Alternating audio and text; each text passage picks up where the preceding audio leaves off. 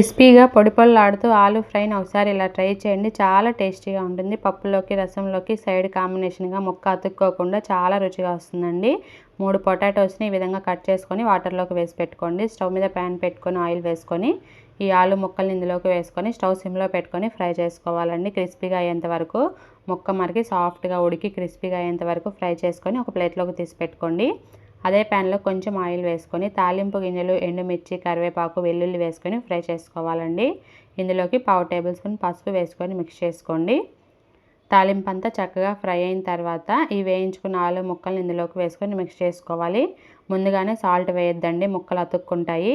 ఇలా తాలింపులో వేసుకున్నప్పుడు మీ టేస్ట్కి సరిపడినంత సాల్టు, 1 టీ స్పూన్ కారము, 1 టీ స్పూన్ ధనియాల పొడి, కొంచెం జీలకర్ర పొడి వేసుకోండి. కావాలనుకుంటే కొంచెం మిరియాల పొడి అయినా వేసుకోవచ్చండి. ఒక 2 నిమిషాల పాటు ఫ్రై చేసుకుంటే వేడివేడిగా క్రిస్పీగా క్రంచీగా aloo fry ready. Thanks for watching.